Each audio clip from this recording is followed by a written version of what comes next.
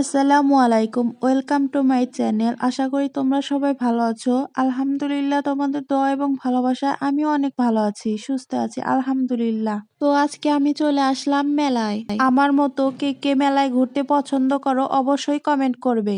বাসায় থেকে মেলায় যেতে সময় লেগেছিল আমার 5 মিনিট। আসলে একটু ঘোরাঘুরি করলে মনও ভালো হয়, শরীরও ভালো থাকে।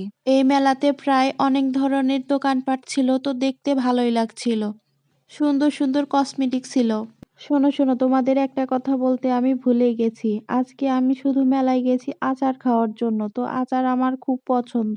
আমার মতো কে কে আচার খেতে পছন্দ কর অবশ্যই কমেন্ট করে জানিয়ে দেবে। আমার মনে হয় আমাদের বাঙালি মেয়েদের ভাতের চেয়ে আচারই বেশি লাগে। কোনো মেয়ে বলতে পারবে না যে আমার আচার পছন্দ না। তো আজকে আমি তেঁতুলের আচারটি নিয়েছিলাম। আমার কাছে মনে হয় মেলার আচারগুলো বেশি টেস্টি হয়। তো এখানে আমি 20 টাকার আচার নিচ্ছিলাম। আমার মনে হচ্ছে আমার ভিডিও করা দেখে ভাইটি আমাকে 20 টাকার বদলে 30 টাকার আচার দিয়েছে। কারণ এখন যা যে পরিমাণের জিনিসের দাম, এখন তো কেউ 20 টাকার আচার দিবেই না বললেই চলে। ভাইটি আচারের ভিতর মশলা দিয়ে সুন্দর মতো মাখিয়ে দিচ্ছিল, এতে আচারটি পুরো একরকম লেগেছে। মানে বলতে গেলে অসাম। আশা রাখছি আমার ভিডিওটি তোমাদের কাছে ভালো লাগছে।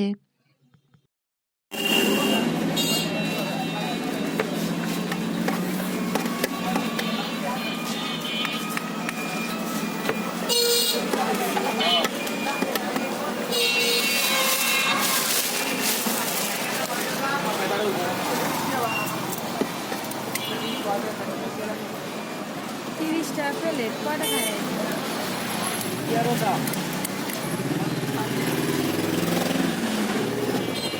আমার কাছে মজা লাগে। আপনাগুলো খান না?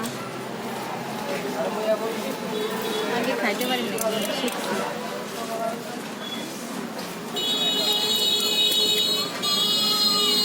15টা দিলে তো 2টা পিস করতো। 2টা পিসও পড়ে না। কি করবো, সব জিনিসের দাম বেশি। 1 কেজি তেঁতুল আগে কিনছে 80 টাকা দিয়ে, এখন 180 টাকা দেখে না লাগে। আল্লাহ, তেঁতুলের দাম।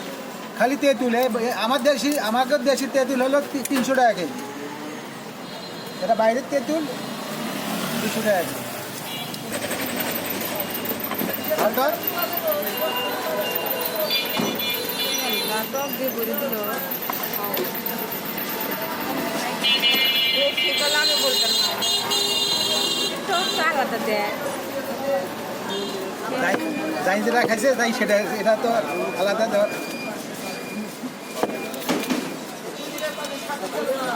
আরেকটা চামচ দেয়।